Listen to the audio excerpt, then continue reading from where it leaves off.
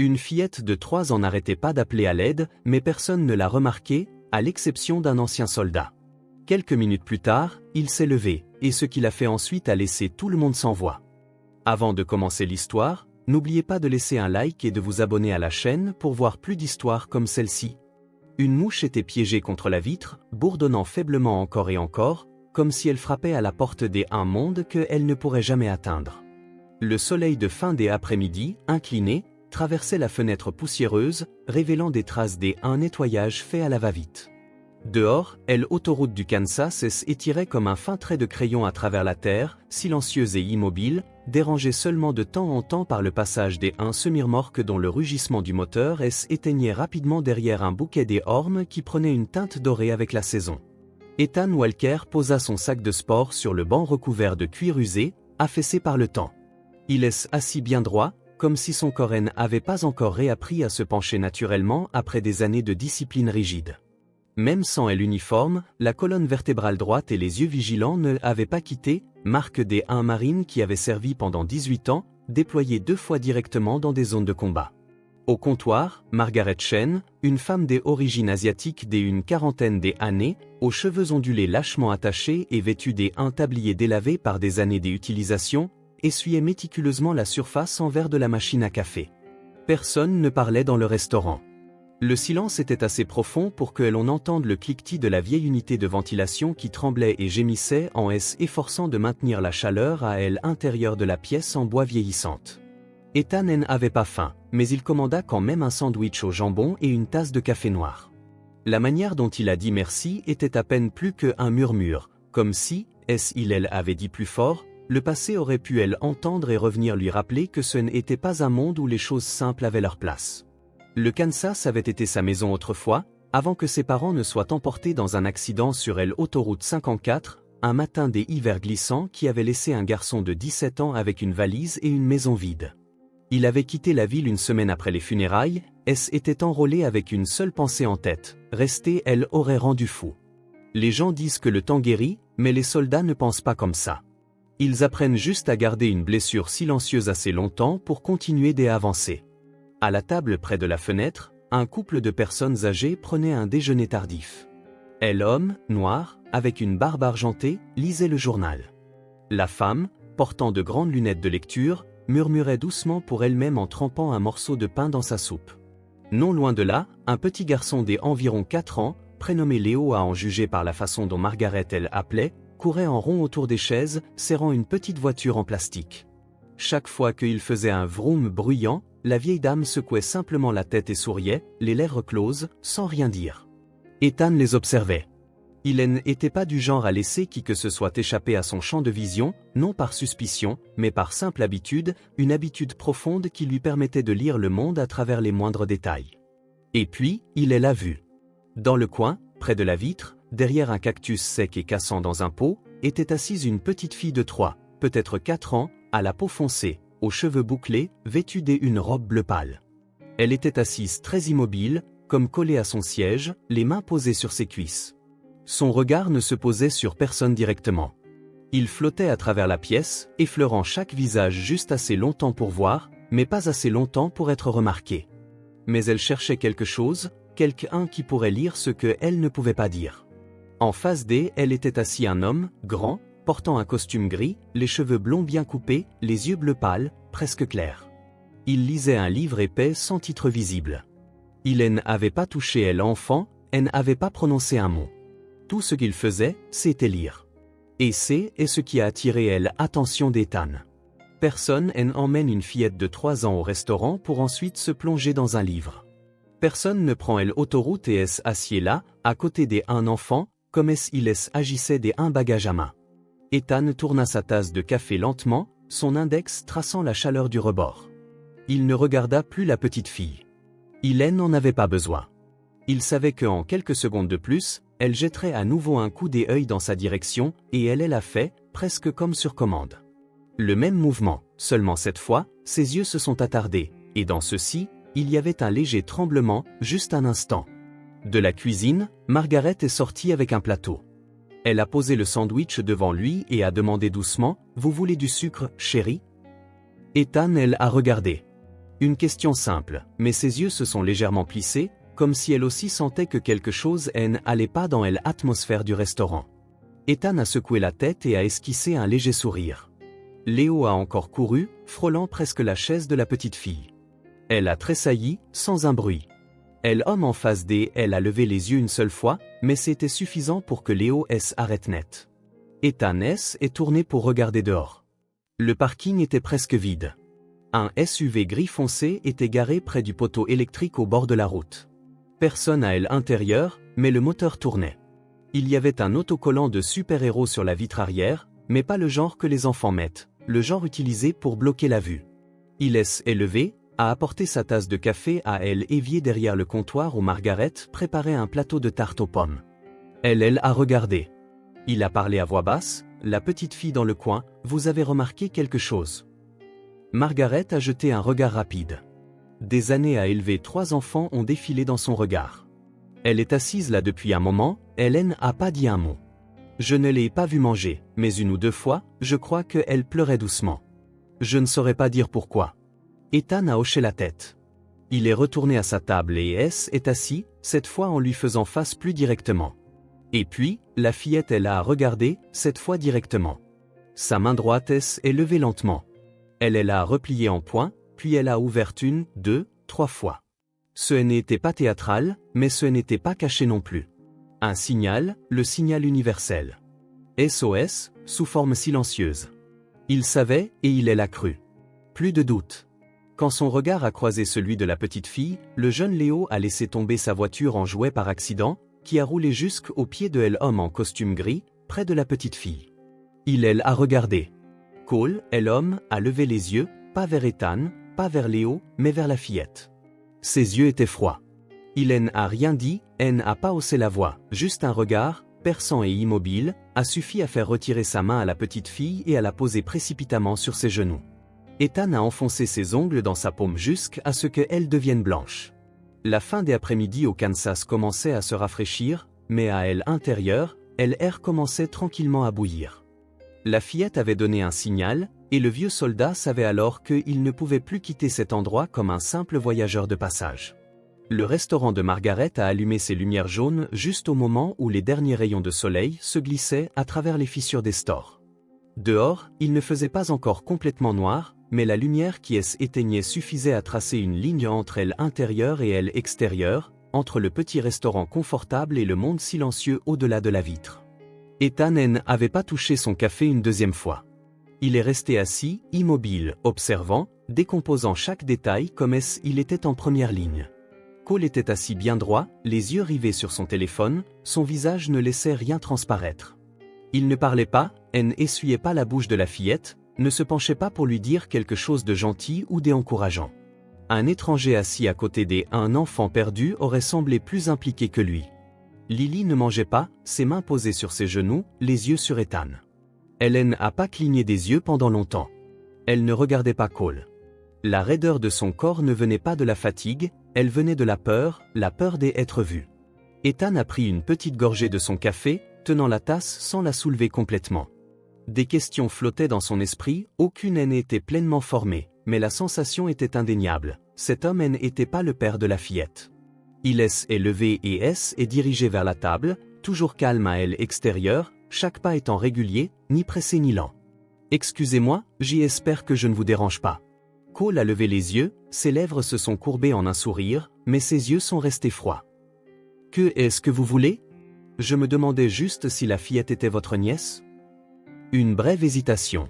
« C'est ma fille. Y a-t-il un problème? » Non, c'est juste, elle me rappelle ma petite cousine quand elle était enfant. Je l'ai trouvée vraiment mignonne et ça m'a rendu curieux. C'est tout. Cole a esquissé un léger sourire et a hoché la tête, mais le geste était trop parfait, comme s'il avait été programmé pour paraître amical. Lily a brièvement jeté un coup d'œil à Ethan. Sa main a légèrement bougé, sa paume se serrant en point puis se relâchant 1, 2, 3 fois. Cette fois, c'était lent, délibéré, ne laissant aucune place au doute. Ethan a fait une pause, comme si quelque chose venait de lui venir à l'esprit. Il a fouillé dans sa poche et a sorti un petit bonbon à la menthe, le posant sur la table. Ma nièce adorait ça. Je me demande si la petite en voudrait aussi. Et si vous lui donniez un bonbon? A-t-il ajouté. À la fraise. Les enfants adorent ça. Il a tendu la main vers Lily. La fillette a levé les yeux, son regard passant de Cole au bonbon. Après une brève hésitation, elle a lentement tendu la main, ses petits doigts tremblants alors qu'il touchait le bord du bonbon. La gifle a été rapide comme un coup de fouet. Cole n'a pas dit un mot. Il a balayé la table de la main, frappant le poignet de Lily, pas assez fort pour faire un bruit, mais juste assez de force pour que ce petit bras se rétracte comme s'il avait été brûlé. Elle est allergique. Ne lui donnez rien sans demander. Sa voix était perçante.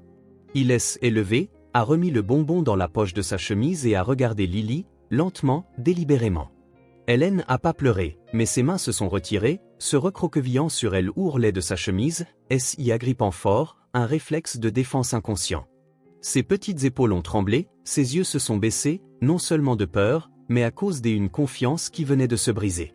Je suis désolé, je ne savais pas. Cole a hoché légèrement la tête, comme si on fermait une porte.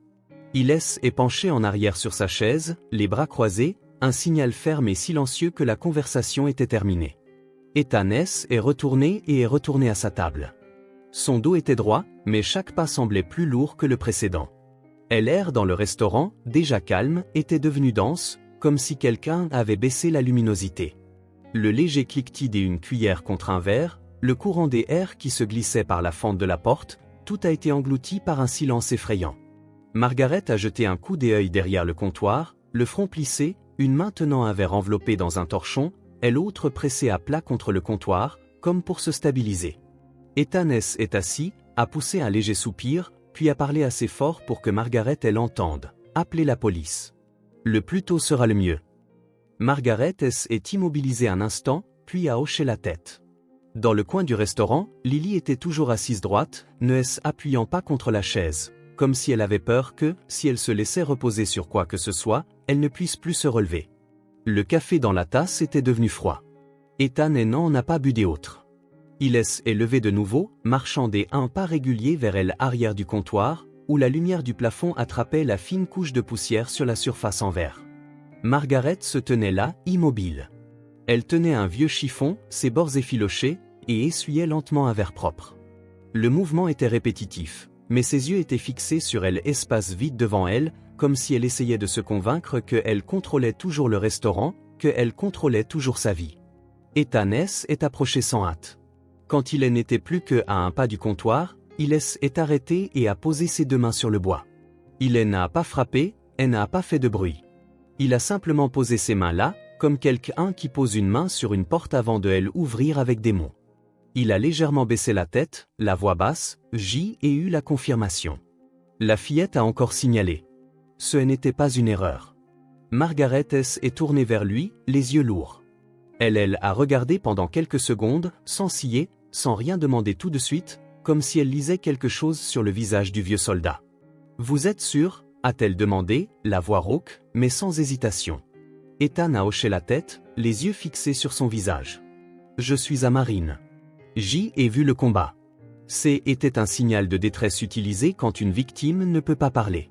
Court, clair, 3 fois, exactement comme dans le manuel. » Margaret a tourné la tête vers la table de Cole. Lily était toujours assise là, immobile, comme un meuble placé au mauvais endroit. Elle a regardé pendant quelques secondes de plus, puis est retournée en parlant très lentement. « Si j'y appelle la police et que je me trompe, est-ce que je peux être poursuivi? Possiblement. Mais si vous n'appelez pas et que j'y ai raison, un enfant pourrait être emmené hors des États-Unis ce soir. » Margaret a poussé un soupir. L'hésitation dans ses yeux avait disparu. Elle a hoché la tête, un petit hochement de tête, mais lourd, un hochement de tête qu'elle n'oublierait jamais. « Suivez-moi. » Elle a guidé Ethan derrière le comptoir, se glissant par la porte en bois vers l'arrière, où se trouvait la chambre froide et la salle de repos. L'espace était étroit, humide, mais suffisamment insonorisé pour que personne à l'extérieur ne puisse entendre quoi que ce soit. Margaret a sorti son téléphone et a composé un numéro. L'écran est illuminé avec les mots Rachel Monroe, shérif. Portant le téléphone à son oreille, elle a parlé rapidement. « Rachel, c'est moi, Margaret, du café de LR de repos numéro 8.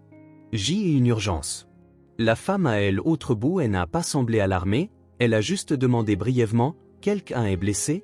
Pas encore, mais il y a une petite fille d'environ 3 ans. Elle est avec un homme étrange. Elle ne mange pas, ne parle pas, il n'y a pas de contact physique. Et Margaret a jeté un coup d'œil à Ethan. Quelqu'un ici confirme qu'elle signale à l'aide. Il y a eu une pause à elle autre bout, puis Rachel a demandé « Qui confirme ?» Ethan a levé la main et Margaret lui a passé le téléphone. Elle a porté à son oreille. « Je m'appelle Ethan Walker, ancien marine.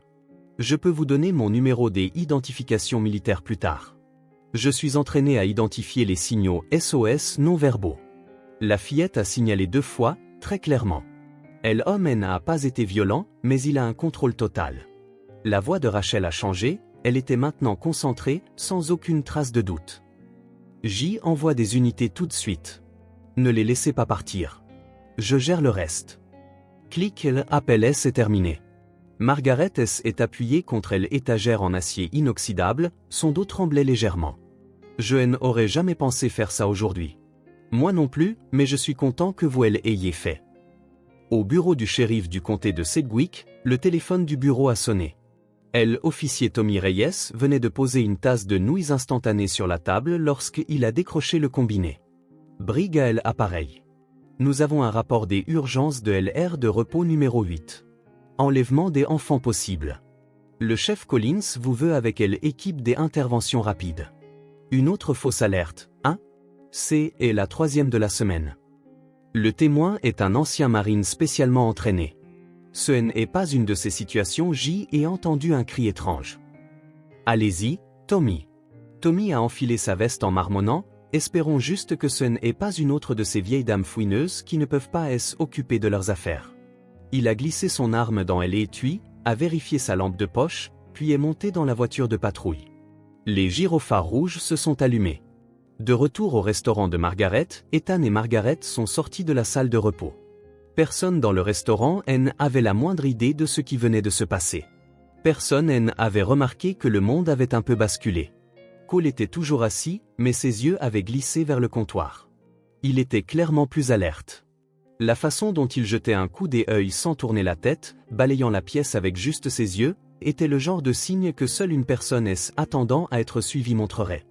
Lily était toujours assise droite, mais depuis derrière le comptoir, Ethan a remarqué jeter un coup d'œil par la fenêtre de devant, comme si elle attendait que quelque chose se passe.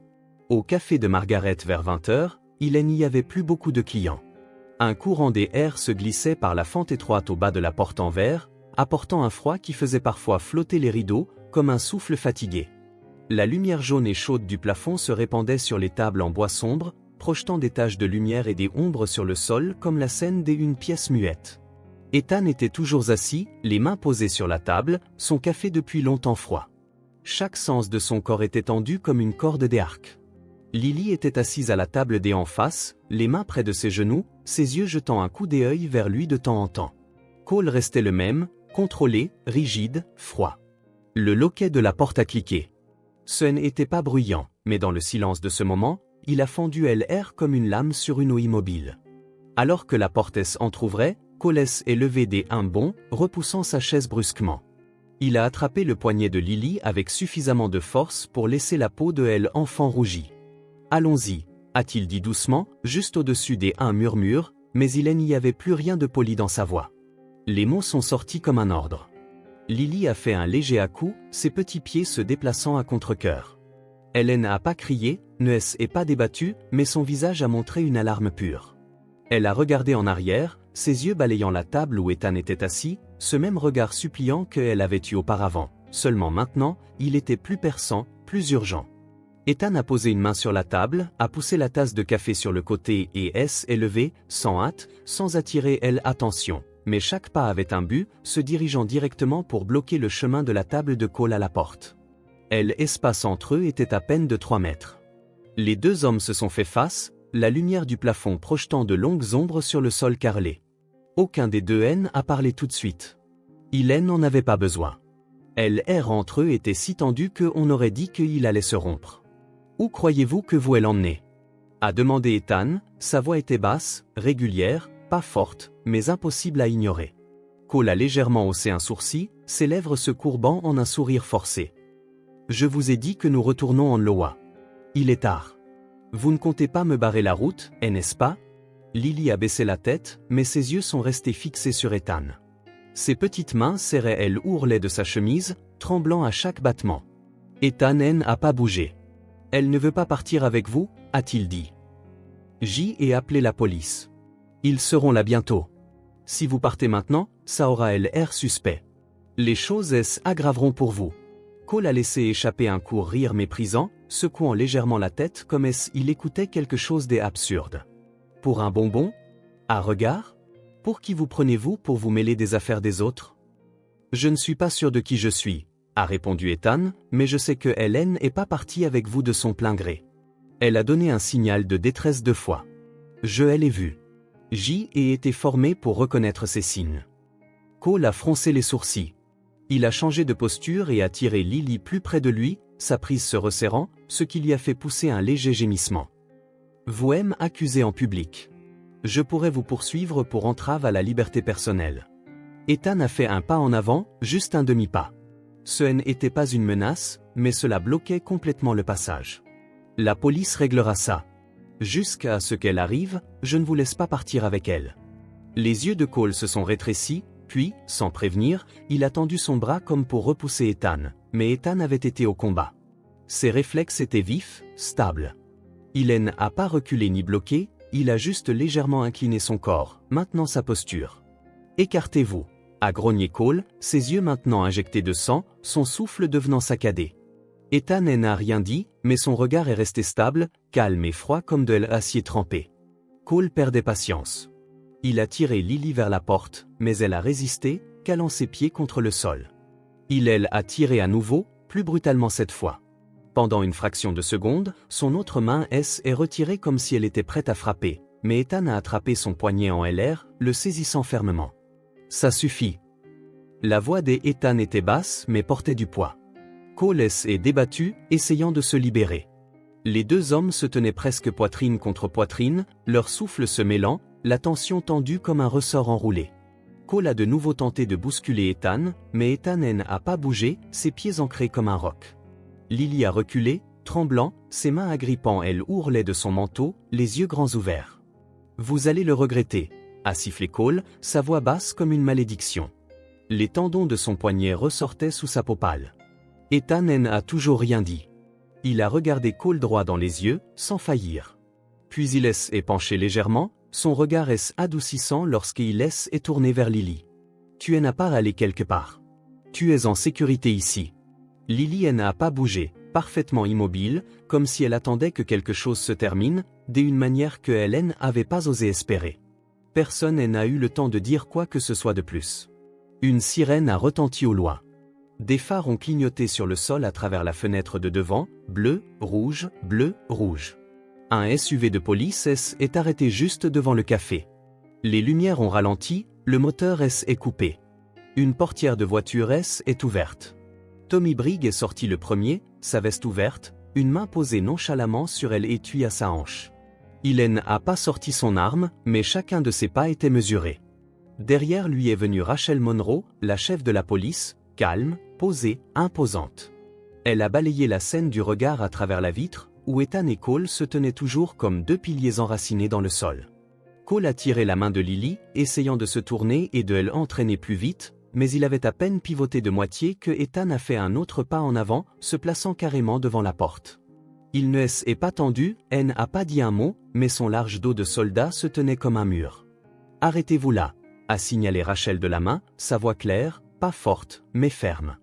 Tommy est rapproché, sa main tendue dans un geste de paix. « Nous avons juste besoin de quelques minutes. Ne rendez pas les choses plus compliquées qu'elles ne le sont déjà. » Cole a hésité. Il est tourné vers Ethan, les yeux brûlants de fureur, ses lèvres bougeant juste assez pour murmurer « Vous allez le regretter ». Ethan n'a rien dit. Au lieu de cela, il a légèrement baissé la tête, ses yeux rencontrant ceux de Lily. Il lui a fait un petit signe de tête, lent, silencieux, comme une promesse. Lily n'a rien dit, mais elle a lâché la manche de Cole et a reculé, juste un pas, mais suffisant pour que tout le monde voie. Tommy est penché, a chuchoté quelque chose doucement à Lily, puis a tendu sa main. Elle l'a fixée pendant quelques secondes, puis elle a prise. Elle n'a pas pleuré, mais dans ses yeux, il y avait une lueur, faible mais indéniable, le genre que seuls les survivants portent, la confiance, même si elle est fragile. Cole a été séparé de la fillette et emmené dehors. Rachel a gardé les yeux sur lui jusqu'à ce qu'il disparaisse derrière la portière de la voiture. À l'intérieur, le restaurant de Margaret était devenu complètement immobile. Ethan est retourné à la table et est assis. Tout son corps a semblé se relâcher, comme un homme sortant d'une poursuite que personne n'avait couru. Margaret est sortie de derrière le comptoir. Elle a posé un verre d'eau devant lui. Je n'aurais jamais pensé faire quelque chose comme ça, mais aujourd'hui, il semble que ce soit le jour de faire ce qu'il faut. Ethan a pris le verre, regardant la douce buée qui est accrochée au bord. Il n'a pas bu, il a juste posé sa main à plat sur la table, comme pour confirmer qu'un nouveau chapitre venait de commencer. Le truc, c'est que faire ce qu'il faut ne vient pas toujours au bon moment. Margaret a poussé un long soupir. Elle est assise sur le tabouret derrière le comptoir et a regardé par la fenêtre de devant, où les lumières rouges et bleues de la voiture de police clignotaient toujours sur l'asphalte mouillé. Mais aujourd'hui, au moins, on n'a pas perdu la trace. Dehors, le vent continuait de souffler, mais cette fois, il ne semblait plus aussi froid. La brise de fin de journée a balayé le parking, emportant avec elle l'odeur sèche de la poussière et la familiarité de la vieille essence. Au-dessus, des nuages vaporeux, aussi fins que de la fumée, dérivaient tranquillement derrière la ligne des arbres le long de l'autoroute. La police avait éteint ses lumières. Cole a été conduit à la voiture de patrouille numéro 40, les deux mains menottées, la tête baissée. Il ne s'est pas débattu, elle n'a pas crié. Il a juste tourné la tête tranquillement vers son SUV, comme il essayait de mémoriser la direction qu'il n'a jamais eu la chance de prendre. Tommy a jeté un coup d'œil à son téléphone, ses yeux ont clignoté lorsqu'il a vu une alerte urgente du quartier général fédéral. 2 hommes du groupe de Cole ont été arrêtés à la frontière sud. La police du Texas a confirmé qu'ils attendaient Cole, des complices possibles. Tous les 3 sont soupçonnés d'être impliqués dans un réseau de trafic des enfants. Rachel a légèrement hoché la tête, sa main se resserrant autour du dossier. Ethan se tenait de l'autre côté de la voiture. Personne ne l'a appelé, mais tout le monde le regardait. Quelques badauds s'attardaient encore près du café, chuchotant entre eux. Certains prenaient des photos, des autres semblaient surpris, voire émus. Une jeune femme aux cheveux teints en violet, tenant son téléphone comme une arme, était en direct sur TikTok depuis sa voiture, sa caméra pointée sur la police, parlant avec enthousiasme. « Vous voyez, je vous l'avais dit, cet homme n'est clairement pas son père. C'est un enlèvement en plein jour à Wichita. Suivez-moi pour des mises à jour. » Mais tout le monde ne courait pas après l'histoire. Une femme des âges moyens en tenue de femme des affaires, un sac de documents à la main, est approchée de Rachel. J était assise à la table du fond. J est tout vu. Cet homme ne se comportait pas comme le père de la fillette. Il la tirait comme un sac de marchandises et elle se débattait. Ce n'est pas comme ça qu'un enfant se comporte avec sa famille. Rachel a hoché la tête, son regard lourd mais résolu. Elle a fait signe à Tommy de prendre la déclaration. Lily était assise tranquillement sur la banquette arrière de la voiture de police. La portière était toujours entrouverte. Une petite veste couleur crème avait été posée sur ses épaules par un des officiers, surdimensionné et couvrant la majeure partie de son petit corps. Elle regardait par la fenêtre. Puis la porte est ouverte. Personne ne lui a fait signe, personne ne l'a appelé par son nom, mais Lily est sortie. Elle a marché lentement, chaque petit pas sur le béton rugueux semblant guidé uniquement par l'instinct, attirée vers la seule personne qu'elle croyait avoir maintenue en vie. Ethan n'a pas bougé. Il n'a pas ouvert les bras. Il a seulement légèrement incliné la tête lorsqu'elle est arrêtée devant lui. Lily, elle a regardé, les yeux sans ciller. « Tu es mon héros », a-t-elle dit, sa voix douce, tremblante, mais claire. Un instant plus tard, Lily a jeté ses bras autour d'Ethan, sa petite portée encerclant sa taille dans une étreinte serrée. Ethan est figé. Il n'avait jamais été étreint comme ça auparavant. Ce n'était pas poli ou formel. C'était le genre d'étreinte que quelqu'un donne lorsqu'il s'accroche pour sa propre vie, comme si lâcher prise signifierait retomber dans un abîme sans fond. Ses bras se sont levés lentement, puis se sont posés doucement sur son dos. Il n'y avait rien d'autre à dire. De loin, Margaret se tenait dans l'embrasure de la porte du restaurant, les bras croisés, son regard stable. Elle n'a pas souri largement, mais ses yeux contenaient de la chaleur. Elle n'est pas sortie ni n'a brisé le moment. Elle a juste hoché la tête une fois, un petit hochement de tête, comme si quelque chose de juste avait été accompli, et que Hélène n'y avait pas besoin de reconnaissance. Rachel est approchée d'Ethan et est arrêtée à côté de lui. « Vous n'avez pas seulement sauvé une petite fille, Ethan », a-t-elle dit doucement. « Vous nous avez rappelé, à nous tous, pourquoi nous faisons ce métier. » Ethan n'a pas répondu. Il a continué de regarder les cheveux bouclés de Lily, sentant le soulèvement et l'abaissement régulier de son souffle contre sa chemise. Tommy, le jeune officier, est approché sans bloc-notes ni expression réservée. Il est resté immobile pendant quelques secondes, puis a parlé doucement, « Désolé d'avoir douté de vous au début. » Ethan a regardé et dans ses yeux, pour la première fois depuis des années, il y avait une sorte de connexion tacite, une reconnaissance silencieuse entre un homme qui avait frôlé la mort et un autre qui apprenait encore à protéger la vie. Il a hoché la tête. Lily a desserré son étreinte autour de lui. Elle a regardé, puis est tournée vers Rachel, comme un oiseau qui se rend compte qu'il a enfin atteint la rive. « Où sont tes parents ?» a demandé Ethan. « Ma maman arrive », a répondu la fillette doucement. « D'accord, alors je vais rester ici jusqu'à ce qu'elle arrive. »« Tu ne vas nulle part. » Ethan a levé les yeux vers le ciel, « Pas ce soir. » Les lumières de la voiture de police ont clignoté à nouveau alors que la voiture de patrouille transportant Cole s'éloignait, roulant lentement à travers une légère couche de poussière, les sirènes silencieuses. Mais Rachel a jeté un coup d'œil à son téléphone et est tournée vers Tommy, envoyer une copie du dossier en Oklahoma tout de suite. Si ces deux-là, attendaient vraiment à la frontière, nous pourrions faire tomber tout un réseau. Tommy a hoché la tête, ses yeux avaient changé, plus de doute, seulement de la résolution. Ethan est retourné vers le restaurant. Les lumières à l'intérieur étaient toujours allumées. Margaret se tenait toujours là. Il a marché lentement vers la porte. « Ça vous dérange si je vous demande une nouvelle tasse de café ?» a demandé Ethan. « Le café est froid, mais j'y ai du thé au gingembre », a répondu Margaret en tendant la main pour ouvrir la porte.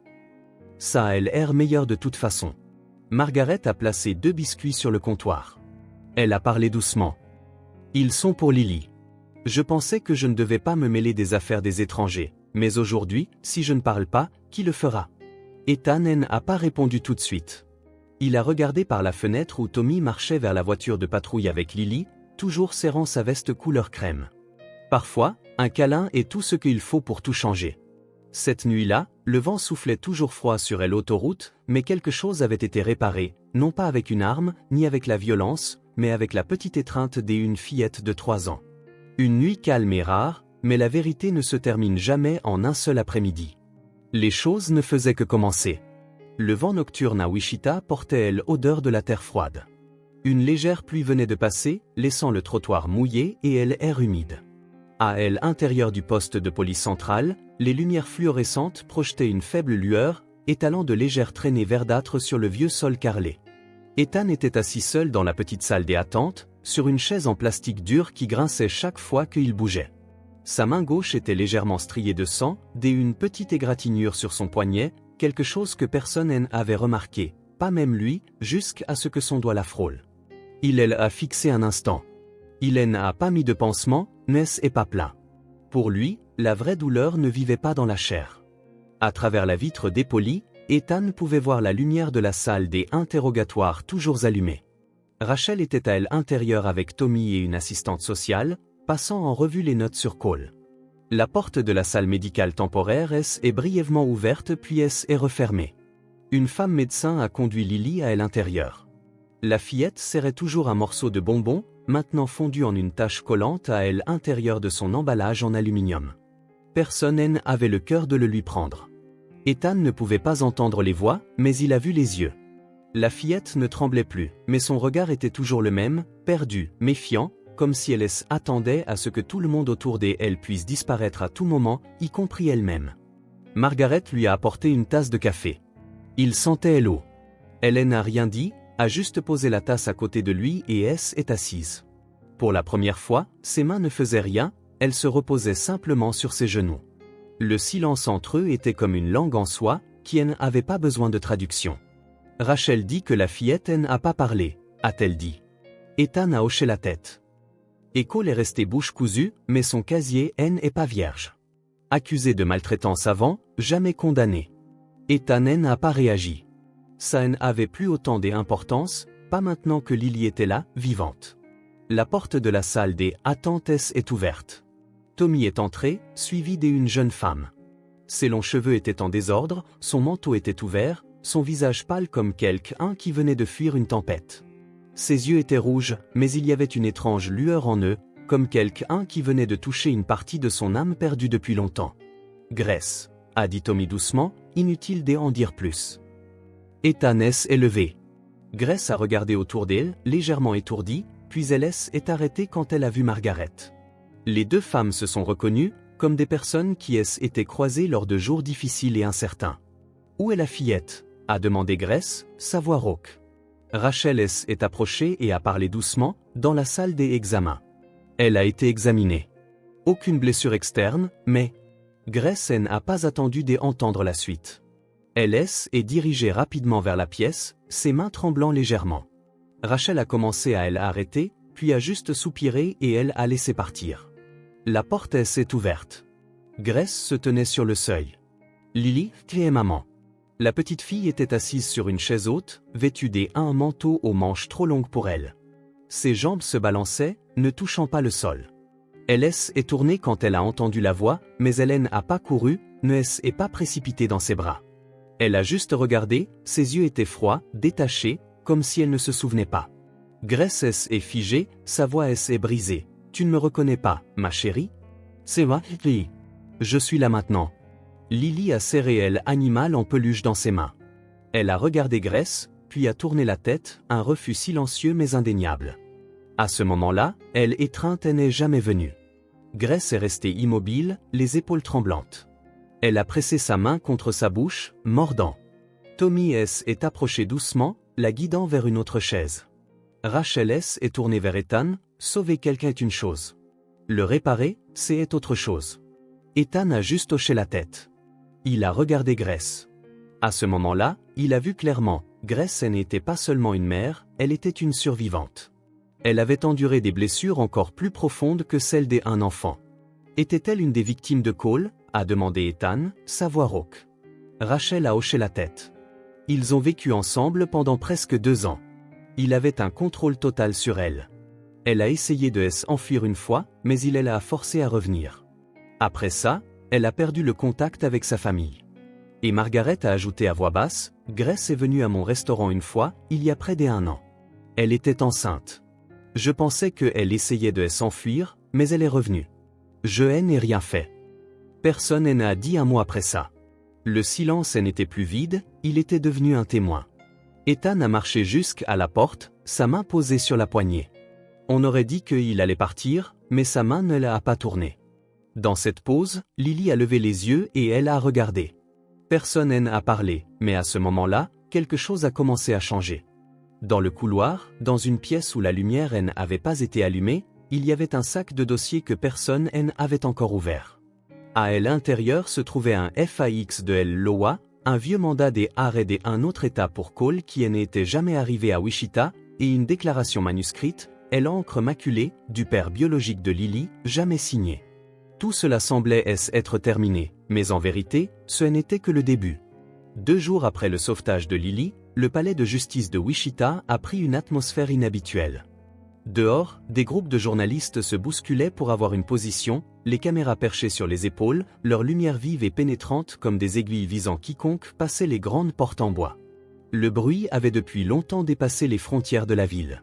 En ligne, des titres sensationnels tournaient sans arrêt, le héros sauve une petite fille, un mystérieux enlèvement au Kansas, la vérité cachée derrière une famille monoparentale. Ethan est entré lentement dans le palais de justice, un vieux manteau drapé sur ses épaules, les yeux lourds de pensée. Il n'avait pas coupé ses cheveux, n'avait pas parlé à la presse, n'avait pas esquissé un seul sourire. Les gens à proximité prenaient des photos, quelqu'un a essayé de lui tendre un microphone. Ethan n'a rien dit. Il a simplement marché droit devant lui. Rachel et Tommy étaient déjà assis, hochant légèrement la tête alors qu'ils se glissaient dans la rangée des témoins. Cole est sorti par la porte latérale, les mains menottées, bien qu'il soit toujours vêtu d'un costume bien repassé. Son visage ne trahissait aucune émotion. Ses yeux ont balayé la pièce, s'arrêtant un peu plus longtemps lorsqu'ils ont atteint Ethan.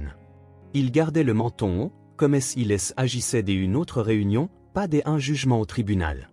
Elle, avocat de la défense de Cole, était un homme des âges moyens nommé Scott Raynor, expérimenté, sûr de lui et versé dans l'art de transformer les mots en renversement.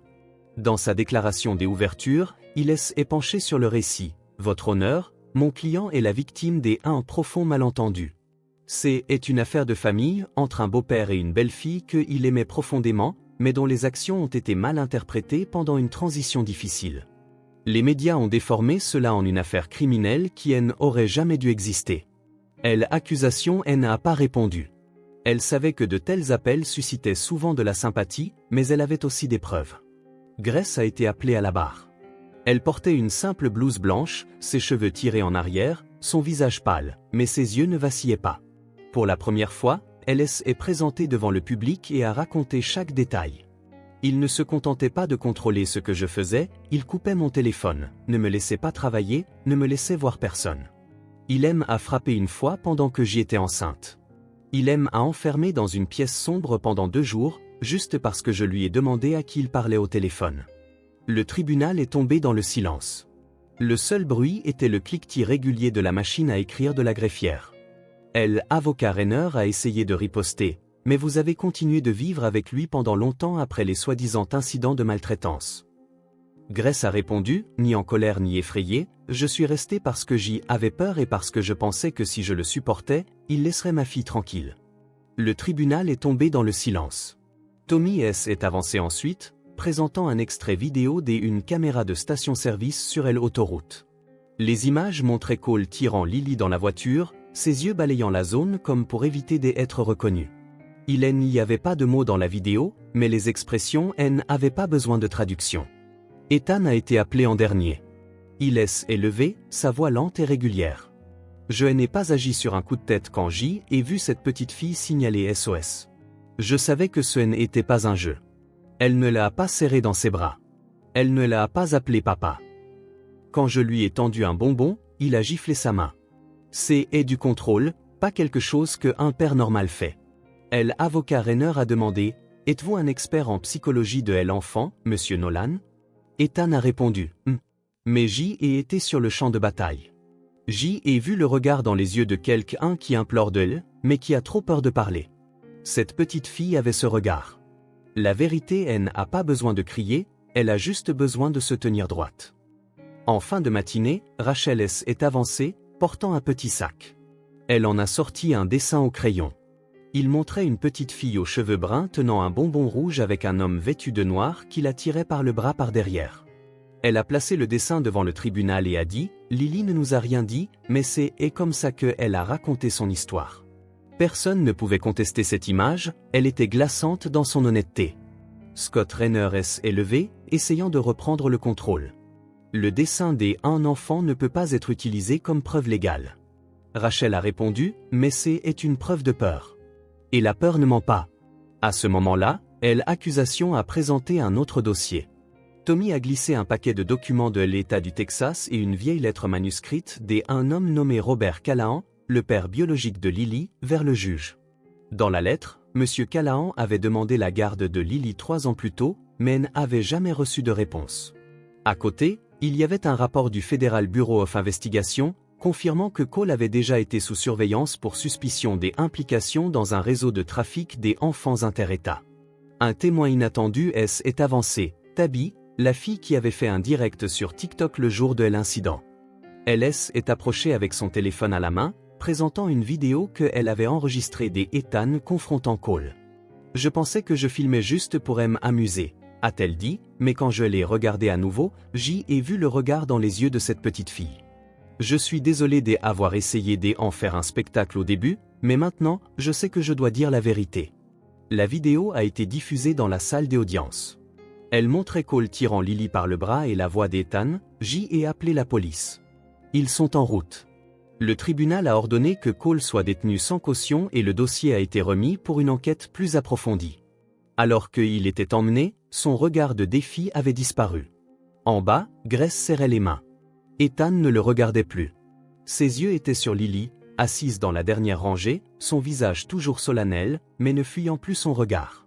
Un journaliste est approché d'Ethan et a demandé « Comment vous sentez-vous d'être appelé un héros ?»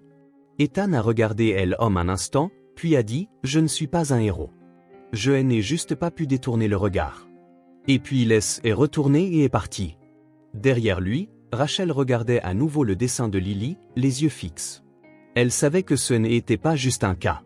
C'était une partie de quelque chose de plus grand, quelque chose qui se cachait encore dans l'ombre, et il avait fait que en effleurer la surface. La nuit à Wichita avait une sorte de calme trompeur. Les lampadaires jaunes filtraient à travers les rideaux blancs délavés, projetant de douces ombres sur le sol usé de la modeste chambre. L'horloge murale cochait doucement, comme si elle marquait le temps pour quelque chose de non dit.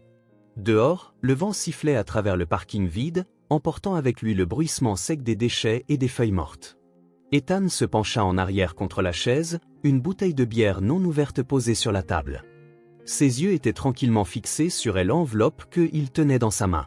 Il n'y avait ni parfum ni décoration, juste une écriture soignée et inclinée qui disait « À Monsieur Ethan Walker ». Il l'a ouverte, et dans le froissement du papier, il y avait tout ce que quelqu'un n'avait pas osé dire à voix haute. « Cher Monsieur Nolan, je ne sais pas par où commencer, tout comme je ne sais pas comment vous regarder dans les yeux et dire tout cela. Alors, j'y écris. Merci d'avoir sauvé la fillette, mais merci ne suffit pas. Vous n'avez pas seulement sauvé Lily, vous m'avez fait croire qu'il y a encore des gens dans ce monde qui arrêteront, écouteront et agiront. J'y ai un jour pensé à elle abandonner, non pas parce que je ne l'aimais pas, mais parce que je croyais que si je disparaissais, Colin aurait plus de raison de lui faire du mal. J'y y ai pensé encore et encore pendant ces nuits où il était ivre, brisant la porte de la chambre, debout au-dessus de nous avec un couteau. J'y ai eu une chance de m'enfuir. J'y ai même réussi à aller jusqu'en Iowa avec Lily, mais ma propre mère a dit que sans papier, sans avocat, personne ne me croirait. Alors je suis revenu. Ce retour a failli me tuer. Le dessin que Lily a fait, je ne savais pas que elle en souvenait encore si clairement. Elle n'en a jamais parlé, mais elle a tout dessiné. Ce que vous avez vu était réel, et je crois que vous l'avez vu avant que quiconque ne commence même à comprendre. Merci, une mère autrefois désespérée. Res. Ethan a plié la lettre, sa main se serrant légèrement. On a frappé à la porte. Il est levé et a ouvert. Un homme d'une trentaine d'années se tenait là, grand, de forte carrure, les cheveux bruns striés de quelques mèches grises aux tempes. Il a tendu la main. Je suis Jake Whitman. Je suis le fiancé de Grace et le beau-père légal de Lily. Ethan lui a serré la main. La prise était ferme mais pas excessive. Pas de longue présentation, pas de regards inquisiteurs. Les deux hommes sont simplement restés là, se regardant, comme s'ils comprenaient déjà les grandes lignes d'une histoire laissée inachevée. Ils se sont assis. Paul a apporté 2 bières, a ouvert les capsules et en a tendu une à Ethan. Elle ne pouvait pas vous remercier comme vous le méritez, moi non plus, mais je pense que certaines choses valent la peine d'être partagées. Si nous les gardons en nous, elle est sans venime. Ethan a hoché la tête. Ils ont trinqué avec leur bouteille. Quelques minutes se sont écoulées en silence, remplies seulement par le vent et le léger bourdonnement de la lumière au néon du couloir. Paul a parlé, j'y ai rencontré Grace après qu'elle a fui Cole. Elle était dans un refuge pour femmes. J'y était bénévole là-bas, j'y enseignais la mécanique automobile de base. Elle avait Lily avec elle. La fillette avait à peine 2 ans. Elle ne parlait pas, ne souriait pas, mais elle restait là et me regardait travailler sur les moteurs. Je n'ai jamais compris pourquoi. Ethan n'a pas posé de questions. Il a juste écouté.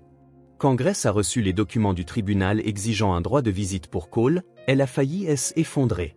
Nous avons engagé un avocat, mais les lois au Kansas, elles ne sont pas toujours du côté de la mère, surtout pas quand la mairesse est enfuie une fois.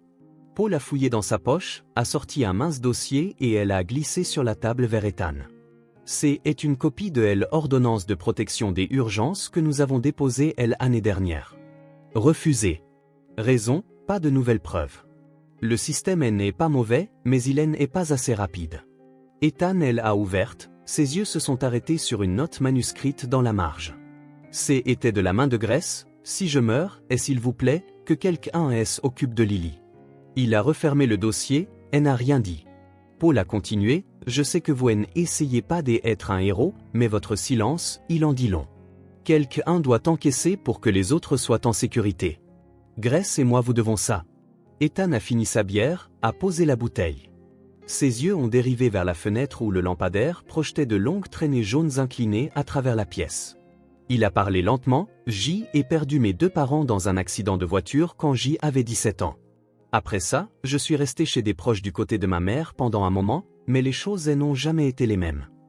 Et pourquoi je me suis enrôlé tôt. Dans l'armée, J ai appris à endurer, à rester silencieux et à porter le deuil.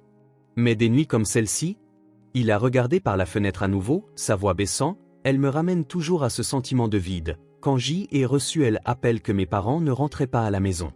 C'est là que J ai compris certaines choses. Si vous ne vous accrochez pas à elles, avec le temps, elles disparaissent pour toujours. Paul n'a rien dit tout de suite. Il a pris une gorgée de bière, puis a dit doucement, rencontrer Lily, c'était comme avoir une seconde chance de faire quelque chose de bien. Mais cette chance n'est pas venue de nulle part. Elle est venue de Grèce. Elle a choisi de croire en moi après tout ce que les hommes lui avaient fait subir. Il est arrêté, ses yeux se posant sur un coin sombre de la pièce. Certaines cicatrices ne guérissent jamais, mais au moins, si nous ne fuyons pas, elles ne s'étendront pas. Puis les 2 hommes sont tombés dans le silence. Ils sont juste restés là, comme 2 personnes accrochant à quelque chose qui avait été perdu. Derrière eux, la lettre de Grèce reposait toujours sur la table sous la douce lumière de la lampe, sous l'encre séchée se trouvait une douleur que l'on croyait enterrée pour de bon, et dehors. Une semaine après le procès, Wichita était revenu à son calme habituel. Des feuilles des automnes tombaient le long des chemins sinueux du petit parc derrière la maternelle locale. Les rires des enfants résonnaient à nouveau, pas trop fort, pas trop doux, juste assez pour faire oublier aux gens ce qui s'était passé. Ethan était assis sur un vieux banc en bois, une main posée sur un sac à dos bien rempli. Il avait quitté son motel, retiré de l'argent à la banque et prévoyait de partir le lendemain matin. Oh! Il n'avait pas décidé. Il savait seulement qu'il devait quitter cet endroit, la ville dans laquelle il était tombé par hasard, pour être retenu par quelque chose que personne n'aurait pu prévoir, une petite paire des yeux et une main signalant désespérément. Une légère brise a balayé ses cheveux grisonnants. Ethan a baissé la tête et a feuilleté quelques pages de son carnet en cuir usé, griffonnant des lignes éparses, pas des adresses, pas de plans, juste des questions sans réponse. Un léger bruit a fait lever les yeux. À un moment donné, Lily était assise sur le banc à côté de lui. Personne ne l'avait appelée, personne ne l'avait amenée. Elle portait un vieux manteau beige aux poignets effilochés, ses cheveux lâchement attachés et glissant sur le côté. Elle n'a pas parlé, ne l'a pas regardé, a juste posé ses petites mains sur ses genoux, les yeux fixés sur le petit étang devant eux. Ethan a pensé dire quelque chose, mais est arrêté. Ils étaient juste assis là, aucun ne dérangeant l'autre. Un canard flottait tranquillement sur l'eau, attrapant les derniers rayons du soleil de l'après-midi. Lily a tourné la tête, ses yeux marron foncé étaient fatigués mais pas effrayés. Elle a tendu la main, dans sa petite paume se trouvait un bonbon rouge, légèrement déformé pour avoir été tenu pendant longtemps. Ethan l'a regardé, puis elle a pris. Il n'a pas déballé le bonbon, elle a juste tenu doucement dans sa paume. « Tu peux voler ?» La voix de Lily était aussi douce que le vent qui caresse les feuilles, mais assez claire pour faire battre le cœur d'un adulte. Ethan a secoué la tête doucement. « Non. Mais ce jour-là, J ai été assez rapide pour t'attraper. » Lily a hoché la tête. Elle n'a pas souri largement, n'est pas précipitée pour un câlin, mais les coins de sa bouche se sont levés très légèrement, un signe, le premier depuis ce jour. Le hochement de tête d'un enfant a parfois plus de poids que 1000 mots réconfortants. À une courte distance, Grace et Paul se tenaient sous l'érable, à seulement quelques dizaines de pas. Ils ne sont pas intervenus, et n'ont pas appelé. Grace a souri et a pris la main de Paul. Ils sont restés immobiles, laissant le moment appartenir uniquement aux 2 personnes sur le banc. Ethan a regardé Lily pendant longtemps, puis est tourné vers le lac. Le bonbon dans sa main n'était plus seulement une friandise. Était à merci, un pont, un fil reliant 2 cœurs qui semblaient autrefois perdus l'un pour l'autre. Il a glissé le bonbon dans la poche de son manteau sans dire un mot, mais quelque chose à l'intérieur de lui est adouci, comme si pour la première fois depuis des années, il ne se sentait plus comme un étranger. Au-dessus d'eux, les nuages se sont dispersés, légers comme l'air. Le début de l'hiver à Wichita était différent. Ce n'était pas le froid mordant de l'armée, ni l'humidité des marches nocturnes à travers des terrains inconnus. Ici, le vent portait l'odeur de quelque chose qui commençait. Le refuge pour enfants maltraités, nouvellement construit, était niché entre de vieilles maisons, ses murs peints en blanc, le toit couvert de bardeaux rouges. À l'entrée, une pancarte en bois soigneusement placée disait « Refuge de la flamme rouge ». Les lettres rouges avaient été peintes par la main d'un enfant, soigneuse, maladroite, mais pleine de vie. Ethan se tenait devant la pancarte, les mains dans les poches de son manteau kaki délavé, ses yeux rivés sur elle inscription, comme il essayait de lire quelque chose de caché sous chaque coup de pinceau. Chaque trait rouge lui rappelait un instant de cet après-midi où il était entré dans le café de Margaret, jusqu'à la seconde où cette petite main avait tendu un bonbon rouge, tremblant mais plein de confiance. Une voix familière est venue de derrière lui, « C'est beau, n'est-ce pas ?» Margaret a trouvé le nom. Lily a choisi la couleur. Rachel Monroe se tenait là, vêtue d'un manteau de laine gris, une tasse de café fumante à la main. Son visage, habituellement sévère, était adouci. Une brise a balayé, apportant avec elle l'odeur du bois fraîchement coupé et le sourire discret d'une femme qui avait un jour affronté les verdicts les plus durs. Ethan ne est pas retourné, il a juste hoché la tête. Je ne pensais pas revenir ici. Mais vous êtes là. C'est la différence, Ethan. Rachel est approchée de lui, sa voix sans hâte. Nous aimerions que vous restiez en tant que conseiller de sécurité du centre, pas en tant que soldat, mais en tant que gardien. Certains de ces enfants ne peuvent dormir la nuit que ils savent que quelqu'un est là, à surveiller la porte. Ethan a froncé les sourcils. Il n'avait jamais pensé à s'installer. Il était le genre des hommes qui éloignaient dès que la mission était terminée. Mais cette fois, son cœur ne se sentait pas aussi léger que des habitudes. Il a regardé à travers la cour où un groupe d'enfants jouait à la tag. Un petit garçon était assis près du toboggan, tenant un dinosaure en plastique dont la tête était cassée. Il ne pleurait pas, il regardait juste, comme il attendait que quelqu'un le répare pour lui. « Je ne pense pas que je sois bon avec les enfants », a dit Ethan doucement. Rachel a souri. « Vous n'avez pas besoin de l'être. Vous avez juste besoin d'être là. » La porte du côté droit du centre est ouverte. Lily est sortie en courant, ses couettes rebondissant.